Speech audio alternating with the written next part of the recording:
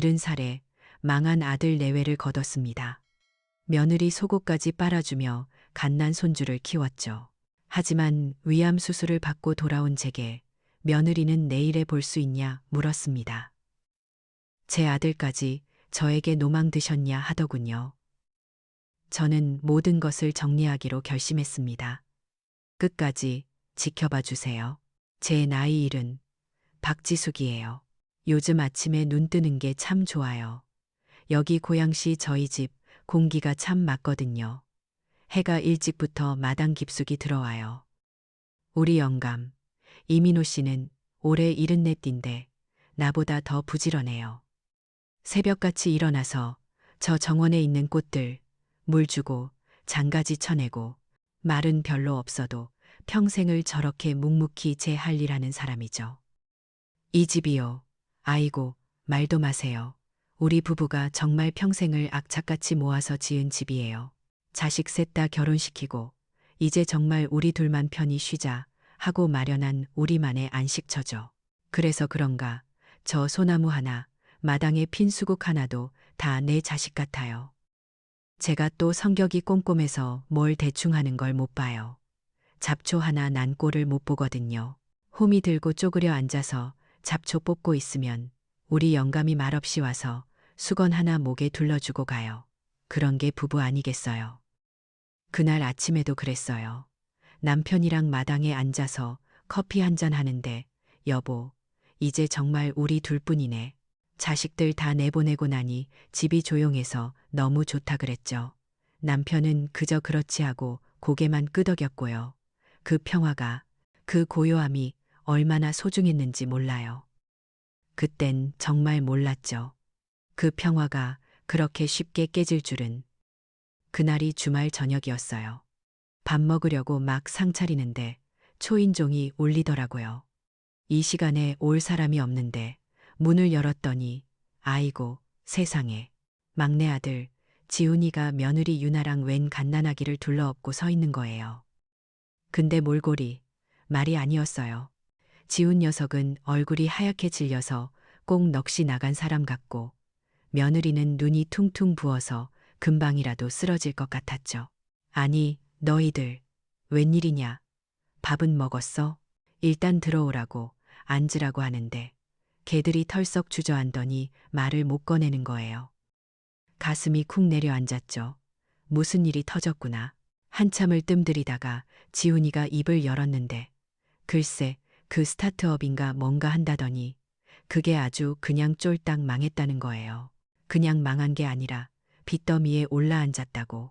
설상가상으로 며느리는 애 낳고 산후 휴직 중이라 돈 나올 구멍은 하나도 없고 당장 살던 월세방에서도 쫓겨나게 생겼다는 거예요. 아이고, 하늘이 무너지는 것 같았죠. 그때까지 입 꾹 다물고 울기만 하던 며느리 유나가 갓난아기 민준이를 안고 제 앞에 바싹 다가앉더라고요.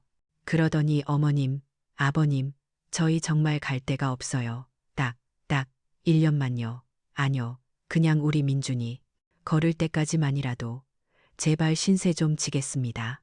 하면서 바닥에 머리를 밟고 우는데 어휴, 정말. 솔직히 눈앞이 캄캄했어요. 제 나이 70이에요. 이제 다 키웠다, 끝났다 했는데 이 나이에 다시 갓난아기, 육아를 시작해야 한다니. 그것도 이 집에서, 우리 부부 둘만의 공간에서. 힐끗 남편을 쳐다봤죠. 우리 영감은 입을 꾹 다물고 있는데 그 표정이 말 안 해도 알겠더라고요. 얼마나 싫었겠어요.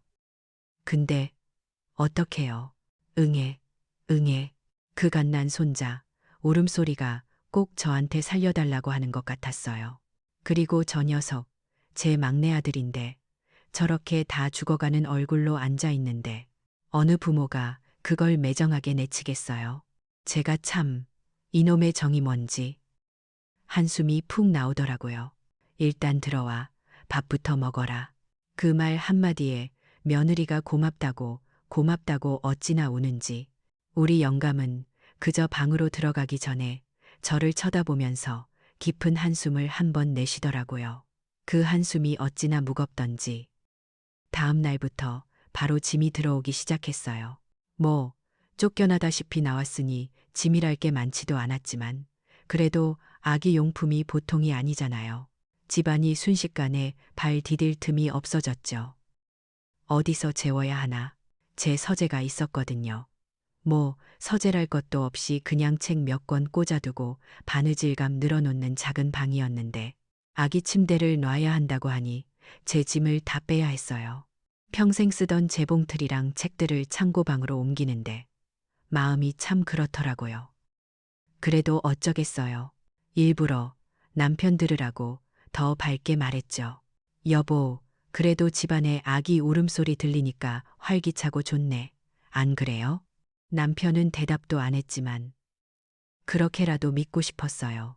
그날 저녁 일부러 며느리 몸보신하라고 닭백숙을 붓고 왔어요. 괜찮을 거라고, 금방 일어날 거라고, 식구가 늘어난 것뿐이라고, 그렇게 제 자신을 다독이면서요. 그렇게 아들 내외와 함께하는 생활이 시작됐어요. 처음 한두 달은 정말 괜찮았어요. 꼭 옛날로 돌아간 것 같았죠. 며느리 유나는 가대 낳은 사람답게 조심조심하고 저도 오랜만에 갓난아기 보니까 그 애기 냄새가 참 좋더라고요. 손자 민준이 안고 있으면 시간 가는 줄 몰랐죠. 우리 영감님은 여전히 탐탁지 않은 얼굴이었지만 제가 일부러 여보, 그래도 집안에 아이 울음소리 나니까 사람 사는 것 같고 좋잖아요. 하면서 안심시켰어요. 막내 아들 지훈이도 넥타이 매고 아침 일찍 나가면서 저 재취업 자리 알아보고 올게요 하니까 그래, 금방 일어설 수 있겠지 희망이 보였죠.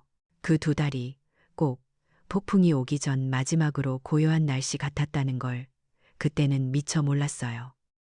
딱 두 달, 정말 두 달 지나니까 며느리가 변하기 시작하더라고요. 어머님, 저 산후 우울증 올 것 같아요. 의사가 바람 좀 쐬래요. 그 말을 방패 삼아서 아침에 민준이 젖 한 번 물리고는 휙 나가버리는 거예요. 처음엔 친구 만나서 커피 한 잔 한다더니 그게 쇼핑이 되고 무슨 카페 투어가 되고 저희 집이 고양시라 좀 조용한데 굳이 서울까지 쌩쌩 나가더라고요. 그렇게 며느리가 매일 밖으로 도니 집안일은 고스란히 제 차지가 됐죠. 제 나이 70이에요. 새벽같이 일어나서 우리 영감이랑 내 밥 차리는 것도 힘에 부치는데 아들 내외 아침밥 차려. 걔들 나가면 설거지에 청소기 돌려. 그리고 제일 힘든 거. 우리 손자 민준이 먹이고 재우고 기저귀 갈고. 이게 정말 보통 일이 아니에요. 젊은 애들도 힘든 걸. 그러던 어느 날이었어요. 제가 빨래를 개키는데 이게 뭔가 싶더라고요. 며느리가 벗어놓은 화려한 레이스 속옷이었어요. 그걸 이름 먹은 시어미가 손빨래까지 해서 개키고 있자니 문득 제 낡은 면 속옷이랑 그게 겹쳐 보이는데 어찌나 처량하고 굴욕적인지 그날 밤부터였나 봐요.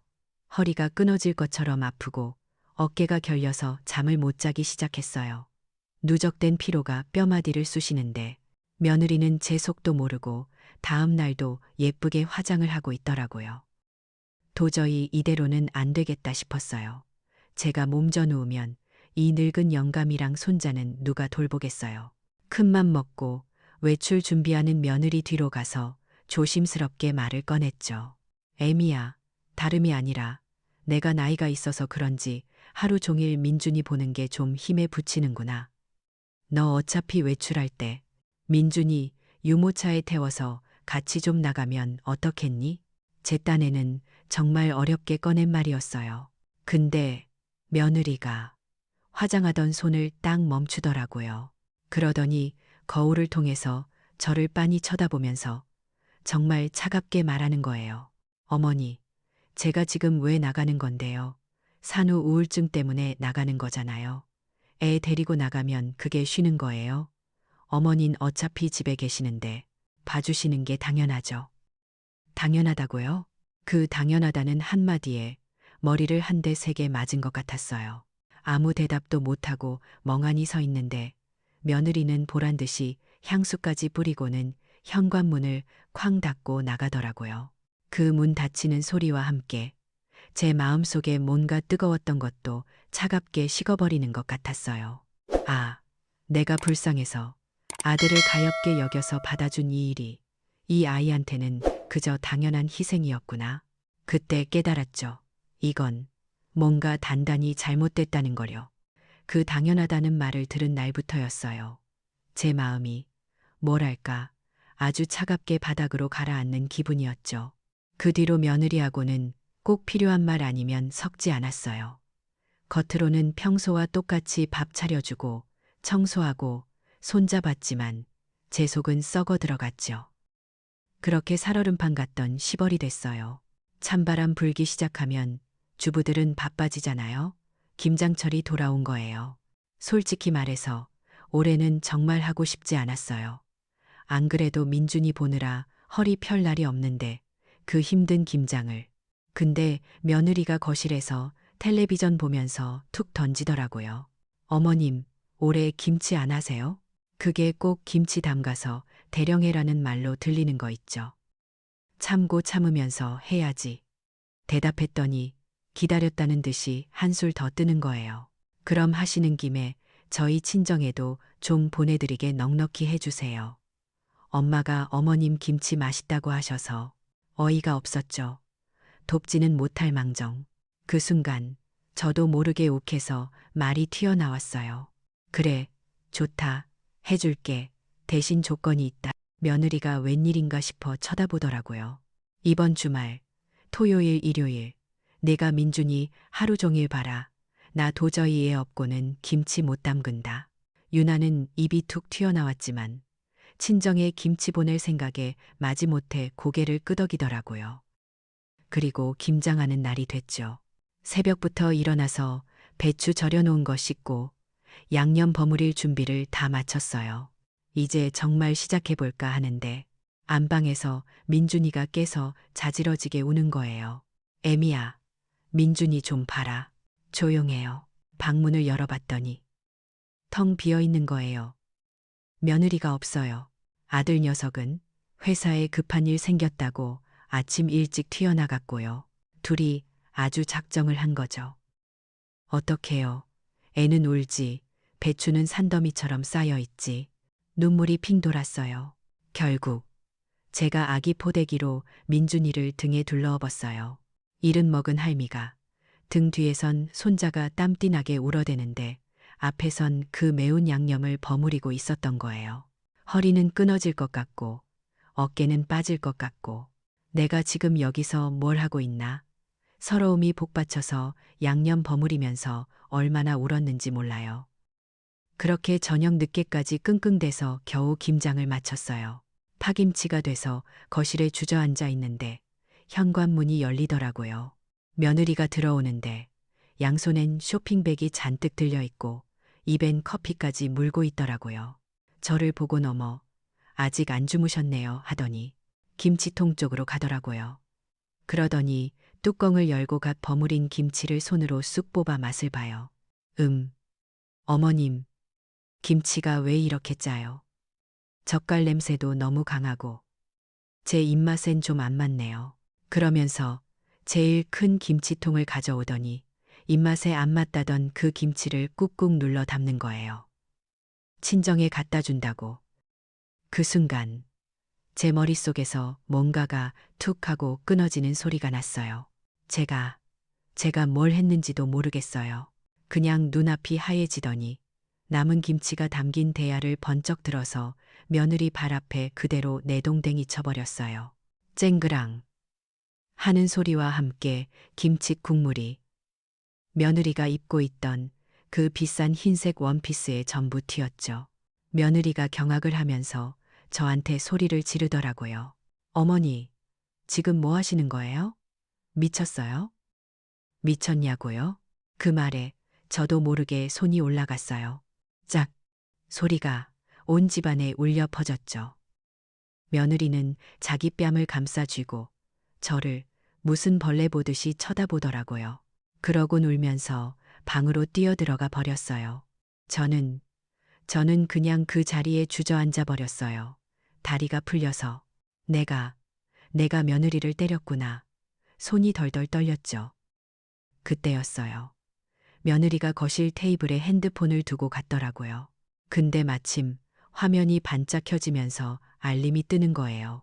친정 식구들이라고 단체 채팅방이었어요. 무심코, 정말 무심코 그 내용을 봤어요. 며느리, 아, 진짜 시어머니 미쳤나 봐. 나한테 김치 집어 던짐. 사진, 며느리, 완전 노망 났나 봐. 나 때렸어. 친정엄마, 미친 거 아냐? 그냥 무시해. 집 나올 때까지만 참아. 여기까지만 봤어도 피가 거꾸로 솟았을 텐데 제 심장을 찢어놓은 건 그 다음 메시지였어요. 제 아들, 제 막내 아들 지훈이. 아, 진짜 엄마 왜 저래. 저번에 아플 때 전화한 것도 짜증났는데 귀찮게. 며느리, 오빠, 내가 말했지. 어머님 치매 데멘치아 검사 받아보게 해야 한다니까. 아들, 알았어. 주말에 병원 알아보자. 치매 검사요? 내가 귀찮다고요. 며느리 뺨을 때렸다는 죄책감 같은 건 순식간에 사라졌어요. 그 자리엔 뼈까지 시릴 정도의 배신감만 남았죠. 내 아들이, 내 새끼가 나를 노망난 늙은이, 귀찮은 짐짝, 치매 검사나 받아야 할 사람으로 보고 있었던 거예요. 가슴이 정말 갈기갈기 찢어지는 것 같았어요. 그 김장대란, 아니, 며느리 뺨을 때리고 그 끔찍한 채팅방을 봐버린 날 이후로 집안은 그야말로 얼음장이었어요. 며느리하고는 눈도 안 마주쳤죠. 아들 녀석은 아예 저를 노골적으로 피하더라고요. 없는 사람 취급하는 거죠. 밥은 그냥 의무감에 차렸어요. 같이 겸상 안 하고 우리 영감이랑 저랑 둘이서만 방에서 따로 먹었어요. 그렇게 숨 막히는 날들이 흘러갔죠. 그러다 그날이 됐어요. 우리 부부가 1년에 몇 번 안 되게 기다리는 날이거든요. 수십 년 된 친구들, 부부 동반 모임, 그게 우리 유일한 낙이었어요. 그날이 다가오는데 마음이 참 무겁더라고요. 그래도 어쩌겠어요. 약속은 약속이니까. 며느리한테 밥 차려주면서 그냥 통보했어요. 나 오늘 저녁에 모임 있어서 나간다. 하루만 민준이 네가 좀 봐라. 대답도 안 하더라고요. 그냥 고개만 획 돌려버리는데 기가 찼죠. 오랜만에 우리 영감이랑 둘이 좋은 옷 챙겨 입었어요. 여보, 그래도 나갑시다. 우리까지 처져 있으면 뭐해요? 애써 웃으면서 집을 나섰는데 발걸음이 천근만근이더라고요. 모임 장소는 일산 호수공원 근처에 있는 근사한 한정식집이었어요. 오랜만에 친구들 만나니까 좋긴 좋더라고요. 한참 웃고 떠드는데 친구들이 하나둘 자식 자랑, 손주 자랑을 늘어놓는 거예요. 우리 막내가 이번에 승진했다고 어찌나 용돈을 챙겨주는지.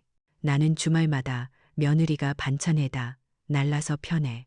그런 말들이 그날따라 왜 그렇게 비수처럼 들리던지. 누가 우리 아들 뭐하냐고 묻는데 차마 우리 집에 얹혀 산다는 말이 안 나오는 거예요. 우리 지훈이도 잘 지내지. 그럼 하고 얼버무렸어요. 그렇게 즐거운 자리에 앉아 있는데도 제 자신이 어찌나 초라하고 비참한지 자꾸 눈물이 날 것 같았어요. 그렇게 늦은 저녁에 집에 돌아왔죠. 현관문 여는데 집안이 난장판인 거예요. 엉망진창이었어요. 며느리 윤하는 거실 소파에서 눈이 퉁퉁 부어라 울고 있고 아들 지훈이는 잔뜩 화가 난 얼굴로 앉아 있고요. 가슴이 덜컥 내려앉았죠. 아니나 다를까 며느리가 저를 보자마자 울음을 터뜨리면서 오빠, 어머님 아버님 이제 오셨어 하더라고요.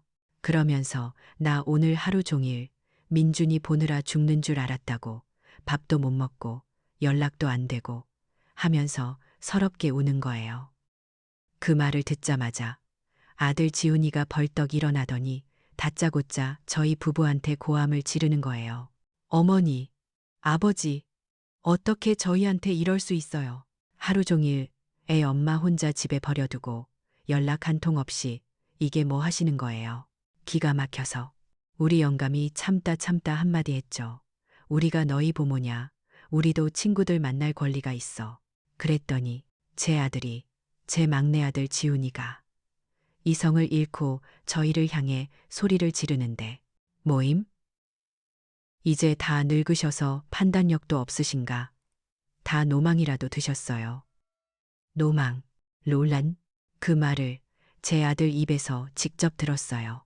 며느리가 채팅방에서 하던 그 말이 그냥 한 말이 아니었던 거예요. 제 아들도 똑같이 생각하고 있었던 거예요. 순간 눈앞이 캄캄해지고 다리가 후들거렸어요. 김치 대야를 던졌을 때보다, 며느리 뺨을 때렸을 때보다 더 깊은 절망이 그냥 제 심장을 뚫고 지나가는 것 같았어요. 내 평생을 바쳐 키운 내 막내 아들이 나한테 그 순간 제 마음속에 남아있던 마지막 희망, 아들에 대한 마지막 애정이 그냥 산산조각 나버렸어요. 그 노망이라는 말을 들은 날부터 제가 무너졌어요. 정말이에요. 밥이 안 넘어가더라고요. 그냥 모든 기력이 다 빠져나간 것 같았어요. 며칠을 그렇게 시름시름 앓다가 속이 너무 아파서 병원에 갔죠. 우리 영감이 겨우 저를 끌고 가다시피 해서 검사를 받는데 의사가 위암 초기라고 하더라고요. 하늘이 무너지는 것 같았는데 또 한편으론 아, 이래서 아팠구나 싶고 다행히 아주 초기라 수술만 하면 된다고 했어요. 그렇게 입원을 했죠. 70 나이에 수술이라니 저도 무서웠지만 저보다 더 무서웠던 건 그 텅 빈 병실이었어요. 수술하고 그 아픈 시간을 보내는 내내 제 곁에는 우리 영감, 74 먹은 우리 영감 하나뿐이었어요.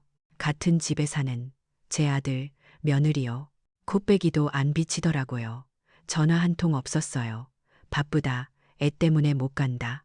그런 핑계 문자 하나가 다였죠. 그 텅 빈 병실 천장을 보면서 정말 많은 생각을 했어요. 그래, 나는 짐이었구나. 저것들한테 나는 그냥 귀찮고 노망난 늙은이였구나. 치매 검사 받아야 할 사람 취급하더니 이젠 아파서 수술을 해도 와보지도 않는구나. 거기서 제 마음속에 남아있던 아주 작은 미련까지도 다 버렸어요. 퇴원하는 날 우리 영감한테 겨우 부축받아서 집으로 돌아왔죠. 현관문을 딱 여는데 숨이 턱 막히는 거예요. 집안이 아주 돼지우리였어요. 거실엔 배달 음식 쓰레기, 민준이 장난감, 발 디딜 틈이 없더라고요. 제가 없으니까 청소 한 번을 안 한 거죠. 그때 며느리가 방에서 화장하다 말고 나오더라고요. 수술하고 헬쑥해진 저를 위아래로 쓱 훑어보더니 걔가 저한테 한 첫마디가 뭔지 아세요? 어머니, 퇴원하셨어요? 그럼 내일부터 민준이 다시 봐주실 수 있죠. 그 순간 정말 아무 생각도 안 났어요. 미쳤다고 욕먹고 노망났다는 소리 듣고 암 수술하고 돌아왔는데 내일 당장 애를 보라고 화도 안 나더라고요. 그냥 마음이 아주 차가운 얼음장처럼 그렇게 변해버렸어요. 제가 아무 말 없이 남편을 빤히 쳐다봤어요. 우리 영감도 다 안다는 표정이었죠. 제가 남편한테 아주 조용히 말했어요. 여보, 이제 끝내야겠어요. 다음 날 아침 며느리는 어김없이 화장하고 외출하더라고요. 제가 어제 무슨 말을 들었는지도 모르는 거죠. 걔가 현관문 닫고 나가자마자 제가 바로 전화기를 들었어요. 여기 고양시 집, 당장 급매로 내놓습니다. 조건 없어요. 최대한 빨리 처분해 주세요. 그날 저녁 아들 내외가 들어오더라고요. 제가 거실 소파에 우리 영감이랑 나란히 앉아서 기다렸어요. 그리고 통보했죠. 집 팔렸다. 너희들한테 딱 한 달 준다. 당장 이 집에서 나가. 두 녀석 얼굴이 하얘지는 게 무슨 말이냐고 농담하지 말라고 어버버 하더라고요. 제가 테이블 위로 부동산 매매 계약서 사본을 던졌어요. 그제야 상황 파악이 됐나 봐요. 며느리 유나가 그 자리에서 무릎을 꿇더라고요. 어머니, 제가 잘못했어요. 용서해 주세요. 네, 하면서 울고불고 매달리는데 제 마음이요. 이미 얼음장처럼 굳어버렸는데 아무 느낌도 없었어요. 그냥 차가운 눈으로 걔를 내려다봤죠. 그날부터 저는 딱 2인분만 밥을 했어요. 우리 영감이랑 제 밥, 개들이 뭘 먹든, 라면을 끓여 먹든, 배달을 시켜 먹든, 쳐다도 안 봤어요. 며느리가 와서 어머니, 민준이가 할머니 찾아요.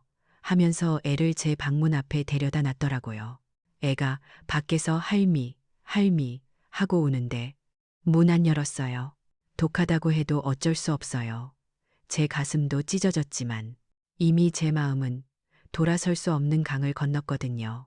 그렇게 저희 부부는 밥만 2인분 딱 해서 방에서 먹고 아들 내외는 없는 사람 취급했어요. 그 한 달, 정말 지옥 같았죠. 개들도 벼랑 끝에 몰리니까 별짓을 다 하더라고요.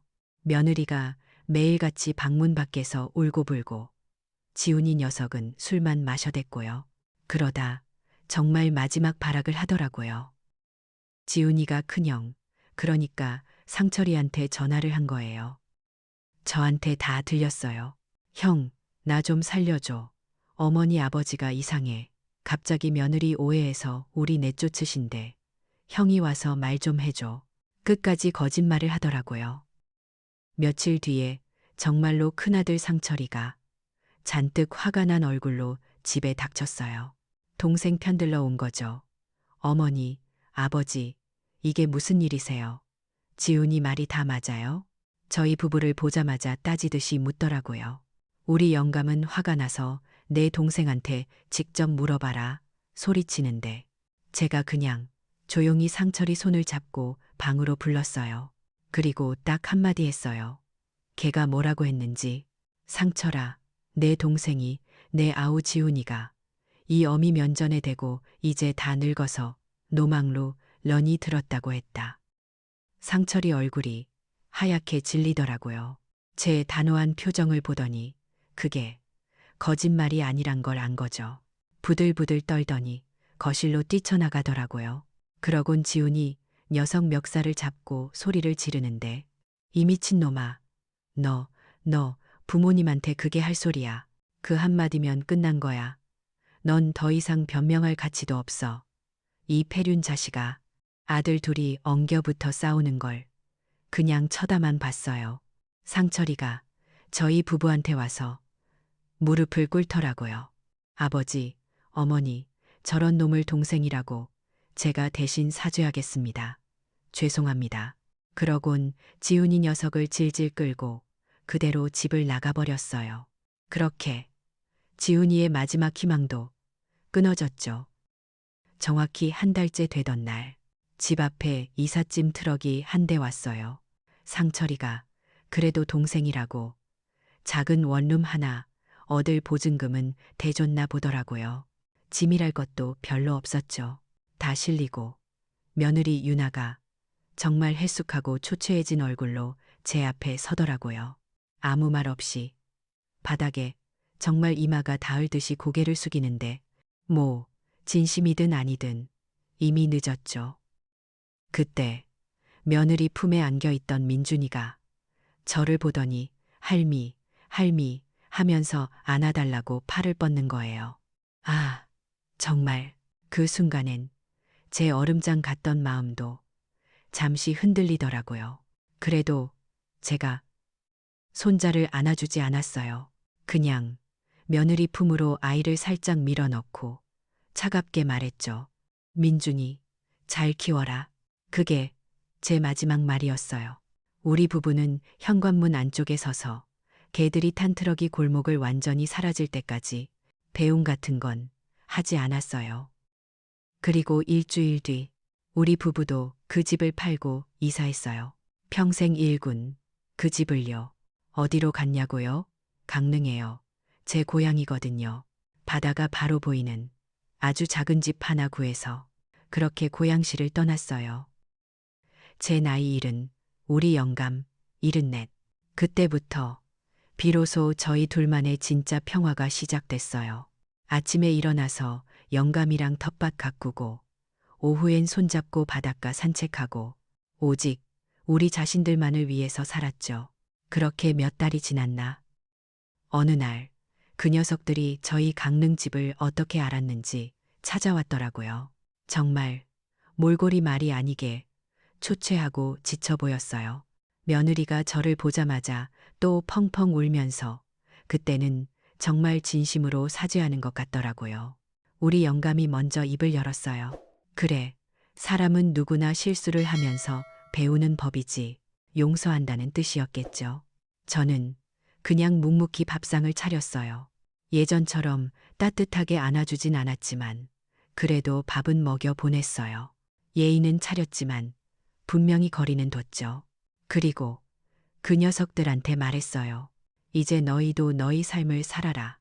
여긴 명절이나 생일 때 1년에 한두 번 정도만 오너라. 그게 제가 내린 결론이었어요. 자식이라고 어떻게 미움만 있겠어요. 용서는 하죠. 하지만 다시는 제 존엄성, 우리 부부의 평화를 짓밟게 둘 수는 없었어요. 그렇게 필요한 거리를 두는 것 그게 제 70평생에 저를 위해 내린 가장 현명한 결정이었어요. 박지숙 여사의 마지막 선택을 보면 용서라는 게 꼭 예전 관계로 돌아가야 하는 건 아닌 것 같아요. 상처를 준 가족이라도 내 존엄성과 평화를 지키기 위해선 때론 현명한 거리가 필요한 법이더라고요. 스스로를 지키는 것, 그게 진짜 어른의 용서 아닐까요?